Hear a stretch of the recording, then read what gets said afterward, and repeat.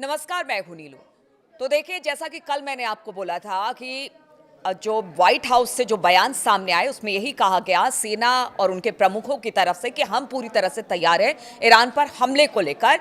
बस ट्रंप की हरी झंडी का इंतजार, यानी राष्ट्रपति ट्रंप की हरी झंडी का इंतजार है। इस बीच लगातार जो अमेरिका के विमान हैं, जंगी पोत हैं, वो लगातार जो ईरान के आसपास के इलाके वहां पर बढ़ाती चली जा रही है अमेरिका। और बताया जा रहा है कि इस वक्त करीब करीब 40,000 सैनिक अमेरिका के आसपास के क्षेत्रों में ईरान के देखने को मिले हैं। 250 से ज्यादा लड़ाकू विमान हैं या जंगी पोत हैं, वो ईरान की तरफ आगे बढ़ रहे हैं। डिप्लॉयमेंट्स लगातार वहां पर हो रहे हैं। लेकिन इसी बीच कल जो एक खबर आई भूकंप के झटके की, बताया गया कि क्या ये भूकंप का झटका परमाणु विस्फोट है। क्या ईरान ने परमाणु विस्फोट कर लिया? देखिए, ये बात हमेशा उठती है जब भी इस तरह के भूकंप के झटके ईरान में महसूस होते हैं, तो यही कहा जाता है कि देखिए वहां पर जो न्यूक्लियर साइट है, वहां के आसपास जो झटके महसूस होते हैं, उससे यही कयास लगाते हैं कि परमाणु विस्फोट ईरान ने कर लिया है, यानी परमाणु परीक्षण ईरान ने कर लिया है।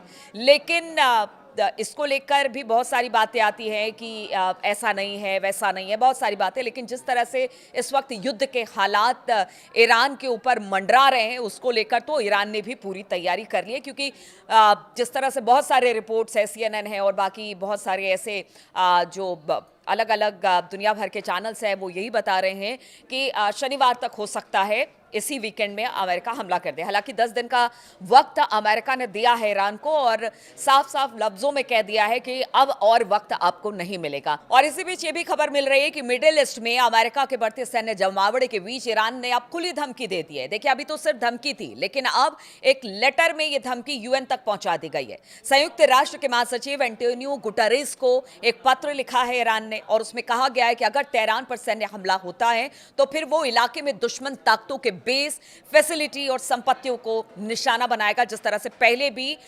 अमेरिका धमकी दे रहा था, उसका जवाब ईरान दे रहा था, लेकिन अब लिखित तौर पर यह सब कुछ हो गया है। गुरुवार को संयुक्त राष्ट्र में ईरान के स्थायी मिशन ने अपने पत्र में कहा कि ईरान के लिए राष्ट्रपति डोनाल्ड ट्रंप की टिप्पणी सैन्य हमलों के असली खतरे का इशारा करती है। पत्र में कहा गया कि ईरान जंग नहीं चाहता, लेकिन अगर सैन्य हमला होता है तो तेहरान मजबूती के साथ इसका जवाब देगा। गुटेरेस को लिखे पत्र में लिखा गया है, ईरान ने बार बार हाई लेवल पर कहा कि वो ना तो टेंशन चाहता है और ना ही युद्ध, और वो कोई युद्ध शुरू नहीं करेगा। इस बात का जिक्र ईरान पहले भी करता रहा है, लेकिन अब उसने लिख कर दिया है कि वो अपने पड़ोसियों या किसी के साथ भी टेंशन नहीं चाहता है, युद्ध वो शुरू नहीं करेगा। लेकिन अगर युद्ध शुरू होता है तो फिर इसका जवाब जबरदस्त तरीके से ईरान देगा।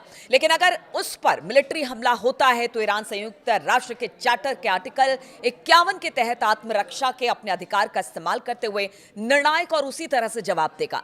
ईरानी मिशन ने चेतावनी दी है कि इलाके में दुश्मन सेना के सभी बेस, फैसिलिटी और एसेट्स जितने हैं सब उनके टारगेट पर हैं। यानी कि ईरान ने यह कह दिया है कि देखिए, हम हमला नहीं करेंगे, लेकिन अगर हमला होगा तो फिर अमेरिका के भी किसी भी जो एयर बेसेस हैं या उनकी फैसिलिटी है या एसेट्स हैं, उनको नहीं छोड़ा जाएगा।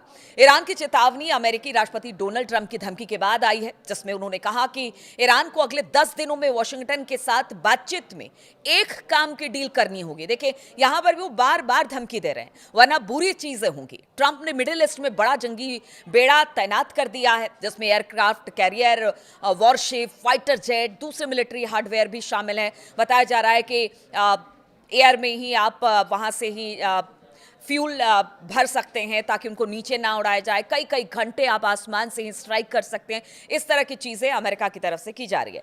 ट्रंप ने बोर्ड ऑफ पीस, जिसकी बैठक कल थी, उस बैठक में कहा कि ईरान के साथ कोई काम की डील करना आसान नहीं है। यानी वो इस बात को भी मान रहे हैं कि ईरान उनकी बात नहीं मानेगा, कोई समझौता नहीं करेगा। लेकिन फिर भी उन्होंने कहा है कि हमें एक काम की डील करनी होगी, वरना बुरी चीजें होंगी। उन्होंने आगे कहा कि आपको शायद अगले 10 दिनों में पता चल जाएगा। ईरान के UN मिशन के पत्र में डोनाल्ड ट्रंप के 18 फरवरी को दी गई सोशल मीडिया पोस्ट का खास जिक्र किया गया है। इसे ईरान के खिलाफ ताकत के इस्तेमाल की साफ धमकी बताया गया है। और ट्रंप ने पोस्ट में डिएगो गार्सिया और ब्रिटेन के RAF फेयर फोर्ड बेस के संभावित इस्तेमाल की बात की है। और कहा जा रहा है कि इस बार जो ईरान से हमला होगा, वो कहा जा रहा है कि जो पहला हमला होगा वो डिएगो गार्सिया से ही होगा। लेकिन ब्रिटेन ने अब इस पर क्या क्या वो भी आपको बताएंगे, लेकिन अभी शुरुआती तौर पर जो बातें सामने आ रही है, ब्रिटेन के आरएफ फेयरफोर्ड बेस के संभावित इस्तेमाल की बात कही गई थी। ईरान ने अपील की है कि संयुक्त राष्ट्र सुरक्षा परिषद और सेक्रेटरी जनरल यानी कि गुटेरेस को उन्होंने कहा है कि आपको इसमें इंटरवीन करना होगा इससे पहले कि बहुत देर हो जाए। चेतावनी के बावजूद ईरान ने डिप्लोमेसी के प्रति अपनी प्रतिबद्धता को लगातार दोहराया है और कहा कि वो अमेरिका के साथ न्यूक्लियर बातचीत में रचनात्मक तरीके से गंभीरता और अच्छी नीयत के साथ चर्चा में शामिल होगा और वो लगातार डिप्लोमेसी के जरिए इस पूरे मामले को हल करना चाहता है। लेकिन उन्होंने कहा कि यूएन सेक्रेटरी को और बाकी लोगों को भी उन्होंने यही कहा कि देखिए अगर आप इसमें अगर किसी तरह से इंटरवेन नहीं करते हैं तो फिर जो ये खतरा है वो बहुत ही दिक्कत भरा हो सकता है पूरी दुनिया के लिए। ईरान पर हमले को लेकर अमेरिका को इसी बीच अब बड़ा झटका लगा। जिस तरह से मैंने आपको बताया था कि ब्रिटेन के एयरबेसेस का इस्तेमाल अमेरिका करने की बात कह रहा है, लेकिन अब द टाइम्स की रिपोर्ट के अनुसार यूनाइटेड किंगडम ने अमेरिका को ईरान के खिलाफ संभावित हमले के लिए ब्रिटिश मिलिट्री बेस के इस्तेमाल की इजाजत देने से मना कर दिया है। ऐसा एक अखबार का दावा है। इस फैसले से अमेरिका और यूनाइटेड किंगडम में तनाव बढ़ गया है।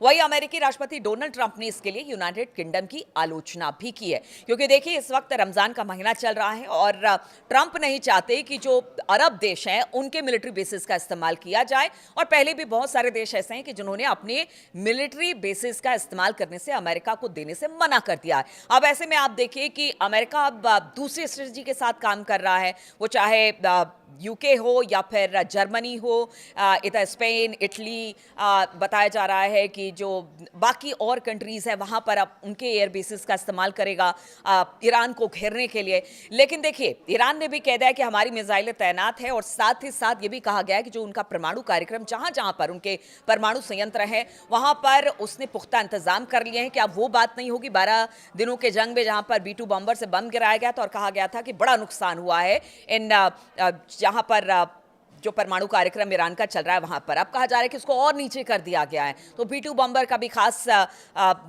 असर नहीं पड़ने वाला है। तो ईरान अपनी तरफ से कोशिश कर रहा है, लेकिन बताया जा रहा है कि अब अमेरिका ने जो डिप्लॉयमेंट, आज से पहले इतना बड़ा डिप्लॉयमेंट कभी भी अमेरिका ने किसी देश पर हमले से पहले नहीं किया है। इसीलिए लग रहा है कि ईरान को जो बार बार अमेरिका धमकी दे रहा है, कहीं ऐसा तो नहीं कि तीसरे दौर की बातचीत से पहले या 10 दिन की बातचीत, जो 10 दिन का अल्टीमेटम दे रहे हैं डोनाल्ड ट्रंप, क्या उससे पहले ही हमला हो जाएगा। तो इसके लिए ईरान भी सतर्क है। ईरान ने भी अब कह दिया है यूएन में एक पत्र लिखकर कि देखिए हम पहले पहल नहीं करेंगे, लेकिन अगर अमेरिका या फिर इजराइल किसी तरह का हमला करता है तो फिर उसको नहीं छोड़ा जाएगा। हर उन ठिकानों पर जवाबी कार्रवाई की जाएगी जहां पर लगता है कि अमेरिका या इजराइल का दखल हो।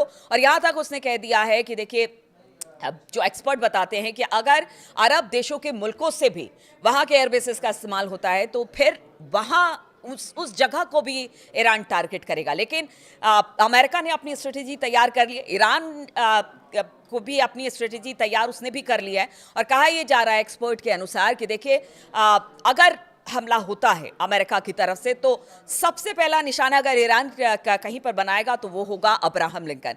दूसरा निशाना वो इजराइल को बनाएगा और यहीं से कोशिश की जाएगी कि ज़्यादा से ज़्यादा डैमेज चाहे वो इजराइल हो या फिर अमेरिका हो उसको किया जाए। अब देखना होगा, देखिए युद्ध कोई भी नहीं चाहता है, इसीलिए ट्रंप भी रुके हुए हैं। ट्रंप को पता है कि अगर युद्ध होता है तो फिर इसके बड़े दुष्परिणाम होंगे, इसलिए अभी भी वो अल्टीमेटम पर अल्टीमेटम दिए जा रहे हैं। लेकिन ईरान जो है वो मानने को तैयार नहीं है। अब स्थिति क्या है, कैसे आगे बढ़ती है, 10 दिन के मोहलत से पहले ही क्या अमेरिका ईरान पर हमला कर देगा, ये लगातार इस पर हमारी नज़र बनी रहेगी। और किस तरह के अपडेट्स इस पूरे मामले को लेकर आते रहते हैं वो भी हम अपडेट्स आप तक पहुंचाते रहेंगे। फिलहाल बहुत बहुत शुक्रिया हमारे साथ जुड़ने के लिए।